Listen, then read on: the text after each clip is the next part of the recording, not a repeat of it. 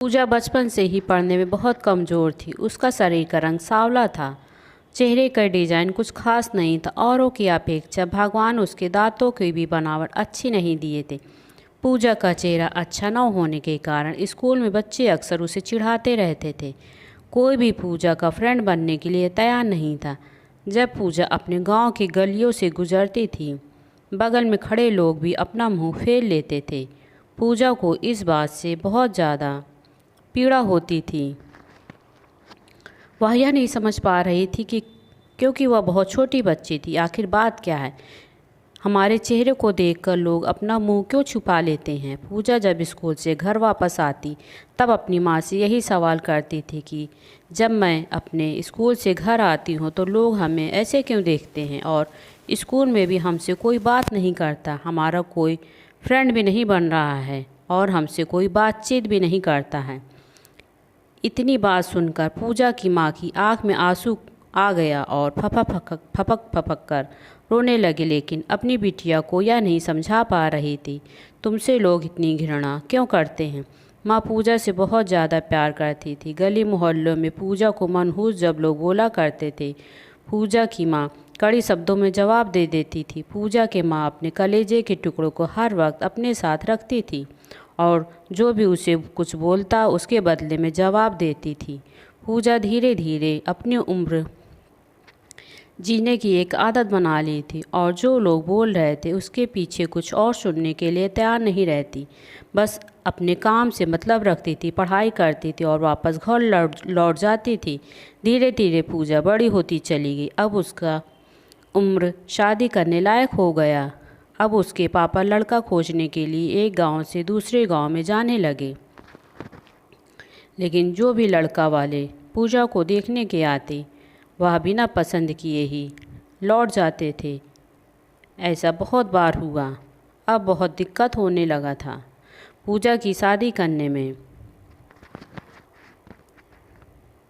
पूजा के पापा भी थक चुके थे लड़का खोजते खोजते। ऐसा कोई गांव नहीं था जिस गांव में पूजा के लिए लड़के खोजने के लिए नहीं गए थे।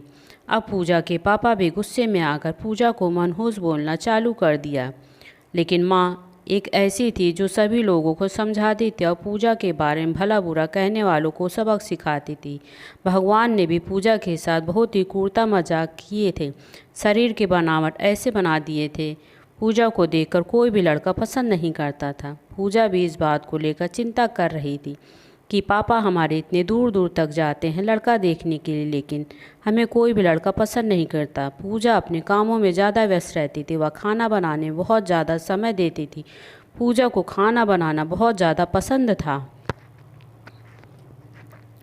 पूजा ने बहुत सारे खाना बनाने की रेसिपी के बारे में जानकारी हासिल कर ली थी। इसके लिए उन्होंने किताबें, रेडियो, टीवी चैनल पर वीडियो देख ली थी। पूजा के द्वारा बनाया गया खाना बहुत स्वादिष्ट और टेस्टी होता था। पूजा की तारीफ उसके चेहरे से कोई नहीं करता था, लेकिन उनकी खाना बनाने की जो तरीका था, उनके खाने में जो स्वादिष्ट था, उसे हर कोई तारीफ करता था। खाना बनाने में पूजा के जितने भी आजू बाजू औरतें थीं, उन सभी औरतों में बहुत ज़्यादा फेमस हो गई थी पूजा। जिस औरतों को लगता था कि आज नया खाना बनाना है और कुछ नया आइडिया इसमें टेस्टी लाना है, तो औरत पूजा के पास में आकर जानकारी लेती थी। बहुत सारी औरतें यह भी सोचती थीं कि पूजा के द्वारा बनाए गए खाने को हम सीख लें, लेकिन यह उन सभी के बस की बात नहीं थी। पूजा के हाथ में ऐसा टाइमिंग जादू था जो पूजा के इस कला को कोई सीख नहीं पाया। पूजा का जीवन और उसका लाइफ चक्र उतार चढ़ाव में कटता रहता था। माता पिता और रिश्तेदार बहुत कोशिश कर रहे थे कि पूजा की कहीं न कहीं शादी हो जाए। बहुत कोशिश के बाद माँ पापा ने एक लड़के वाले को मना लिया था। वे सब पूजा को देखने के लिए घर पर आने वाला था। पूजा को इस बात की खबर लग जाती है कि हमारी शादी होने वाली है। पूजा दुखी हो जाती और गुस्सा करने लगती है और पूजा रोते हुए कहने लगती है कि आप सब इतना सारे लड़के वाले को देखने के लिए बुलाते हो, लेकिन कोई हमें पसंद नहीं करता है और जो भी आता है हमारी मजाक बनाकर चला जाता है। आप सबकी बदनामी होती है। गांव समाज को बोलता है कि लड़का वाला देखने आए थे और पूजा को पसंद नहीं किया। गांव वाले भी कहते हैं कि पता नहीं उसके मम्मी पापा कैसे उसको जन्म दिए हैं। इस मनहूस को कि कहीं शादी लग ही नहीं रही है। पूजा की माँ ने पूजा को समझाया कि शादी में अक्सर ऐसा होता रहता है। हर कोई किसी को पसंद नहीं होता। जिसे तुम पसंद आ जाओगे तो तुमसे शादी ज़रूर कर लेगा। तुम अपना ख्याल रखो, तुम अपने आप पर ध्यान दो। कौन तुम्हें पसंद करेगा या नहीं करेगा यह तुम उनके ऊपर छोड़ दो। अगले दिन लड़का वाले पूजा को देखने वाले थे, लेकिन पूजा उसी दिन सुबह से ही सज संवर कर कहीं निकल गई थी। लड़के वाले घर पर आते हैं, लेकिन मम्मी पापा को नहीं पता था कि पूजा कहाँ गई है। जब लड़की देखने की बारी आती है तो पूजा घर में नहीं थी। लड़के वाले इस पर गुस्सा हो जाते हैं और पूरी खरी खोटी सुनाते हैं। पूजा के मम्मी पापा को वैसे भी पापा पूजा पर बहुत ज़्यादा गुस्सा करते थे, लेकिन उस दिन की हरकत से पूजा के पापा के ऊपर खून सवार हो गया था। पूजा ने अपने पापा को गुस्से में ला दिया था। उस दिन पूजा के पापा ने उसकी मम्मी पर सारा गुस्सा उतार दिए। पूजा के पापा ने उसके मम्मी को बहुत भला बुरा कहा कि यह सब तुम्हारी सिर पर चढ़ाने का नतीजा है। तुम्हारी ही वजह से आज पूजा ऐसा हरकत कर रही है। अब शाम का वक्त होने वाला था। पूजा घर लौट चुकी थी। पूजा के चेहरे पर बहुत ज़्यादा खुशी था और उसके हाथ में एक चेक था। पूजा कोई एक सर्टिफिकेट लेकर आई थी। पूजा ने अपनी उपलब्धि के बारे में अपनी मम्मी से कुछ बोलने वाली ही थी कि इसी बीच पूजा की मम्मी ने उसको खरी खोटी सुनाना शुरू कर दिया। उसकी मम्मी ने पूजा को इतना खरी खोटी सुनाई कि पूजा सपने में भी यह नहीं सोच पाते कि मम्मी आज हमें इतना भला बुरा बोलेगी। इससे पहले पूजा की मम्मी ने पूजा को इस तरह के शब्दों का उच्चारण नहीं की थी। पूजा की माँ ने एक बात बोली पूजा से कि बाकी सब लोग सही कह रहे थे कि तुम सच में मनहूस हो। आज तुम्हारी वजह से सब कोई परेशान है। अच्छा तो होता कि तुम पैदा होते ही मर जाती। आज यह दिन हमें देखने को नहीं पड़ता। गांव में मेरा सिर नहीं उठ पा रहा है। पूजा इस वाक्य को सुनकर अवाक थी। वह कुछ बोल नहीं पा रही थी, क्योंकि जब पूजा बोलने की कोशिश कर रही थी उसकी मम्मी के शब्दों ने इसकी आवाज़ दब जाती थी। पूजा चुपचाप निठुर भाव से खड़ी थी। पूजा की आंख में आंसू बह रहे थे। पूजा बिल्कुल व्याकुल हालत में खड़ी थी। वह कुछ बोल नहीं पा रही थी। पूजा अपने माँ से एक ही सवाल कर रही थी, माँ क्या मैं इतनी बदनसीब हूँ कि मुझे आप मारना चाहती थी? क्या मैं मर जाऊँ? मैं इतनी बुरी हूँ, आप मुझे मारना चाहती थी? मैंने ऐसी क्या गलती कर दी है? पूजा के द्वारा बोला गया एक भी बात का असर उसके मम्मी पर नहीं पड़ रहा था। पूजा की मम्मी काम कर रही थी और गुस्से में पूजा के ऊपर में अनेकों बात का प्रहार कर रही थी। पूजा निठुर भाव से अपनी मम्मी की ओर देख रही थी और उसके बातों को सुन रही थी। आँख से आंसू बह रहे थे, लेकिन पूजा चुपचाप खड़ी रही। पूजा एक ही सवाल कर रही थी, माँ क्या आप मुझे मारना चाहती हो? गुस्से में मम्मी ने भी बोल दी, हाँ। पूजा बिना एक पल बिताए सीधे अपने कमरे में जाकर दरवाज़ा बंद कर लेती है। 1-2 घंटे के बाद पूजा की मम्मी का गुस्सा शांत होता है। तब पूजा की मम्मी अपनी गलती का एहसास होता है। उसके बाद मम्मी पूजा के रूम की तरफ गई और दरवाज़ा खोलने के लिए बोली, लेकिन पूजा ने अपने रूम को अंदर से बंद कर लिया था।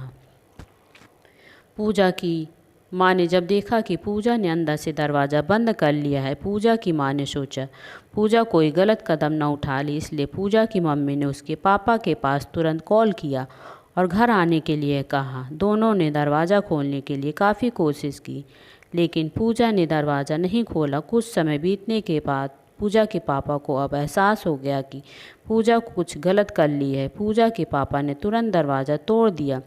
पूजा के मम्मी पापा ने अंदर का सीन देखा तो अवाक रह गए। पूजा ने दुपट्टे का फंदा बनाकर पंखे से लटक गई थी। माँ और पापा ने तुरंत उसे उठाकर पंखा से अलग किए, फिर गले से दुपट्टा निकाला और बेड पर पूजा को लिटा दिया। स्थिति को देखते हुए उन्होंने तुरंत डॉक्टर को कॉल किए। माँ की नज़र अपनी लाडली बेटी पूजा के मुट्ठी बंधे हाथों पर जाता है। हाथ में एक चिट्ठी रहती है। टेबल पर पड़ा 4 लाख का चेक मिलता है, जिसे 5 स्टार होटल में शेफ की नौकरी करने के लिए कन्फर्मेशन लेटर था।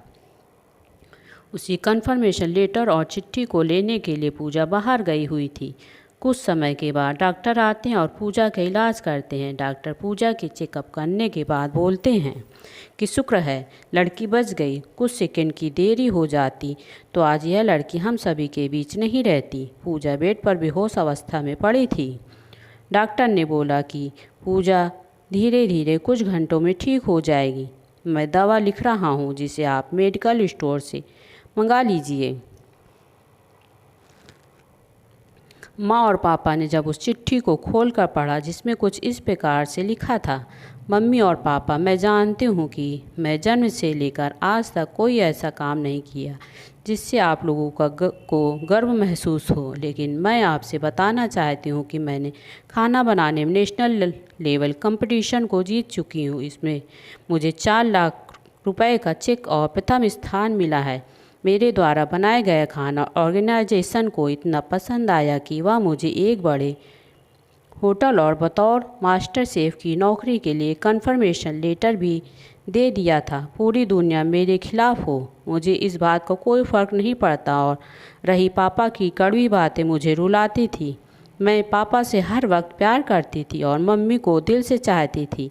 मैं जानती थी कि मम्मी और पापा केवल बाहर से ही सख्त दिखते हैं, लेकिन अंदर से मुझे बहुत ज़्यादा प्यार करते हैं।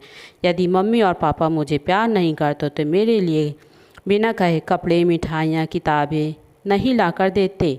माँ की ममता और पापा के प्यार को कोई भी बयां नहीं कर सकता। माँ मेरी चाहत और दुनिया थी। पापा का प्यार मुझे बहुत सताएगा। मैं इस दुनिया से को अलविदा कहकर जा रही हूँ। मेरी माँ और पापा इस दुनिया के सबसे खूबसूरत मम्मी पापा हैं। मैं जानती हूँ कि आपने कभी न कभी भगवान से प्रार्थना ज़रूर की होगी कि अगले जन्म में मेरे को ऐसी औलाद मत दीजिएगा, लेकिन मैं भी भगवान से प्रार्थना करती थी कि अगले जन्म में क्या 7 जन्मों तक मुझे आप जैसे ही मम्मी पापा मिले। और आज मैं यही प्रार्थना करते हुए मैं उस भगवान के पास जा रही हूँ जिसके पास आप लोग बहुत पहले ही हमें वहाँ पर भेजना चाहते थे। चिट्ठी में बहुत सारी इमोशनल बातें लिखी गई थी, जिसे पढ़कर पूजा के मम्मी पापा की पांव तले ज़मीन खिसक गए थे। पूजा के मम्मी पापा बहुत ही पछतावा कर रहे थे और उनकी आँख से आंसू बहुत ज़्यादा गिर रहे थे। पूजा बेड पर बेहोश पड़ी हुई थी। उसकी माँ उसके सिर पर हाथ फेर कर रो रही थी। पिता को बर्दाश्त नहीं हो रहा था। वह भी पूजा के लिए ज़ोर ज़ोर से चिल्लाकर रोने लगे थे।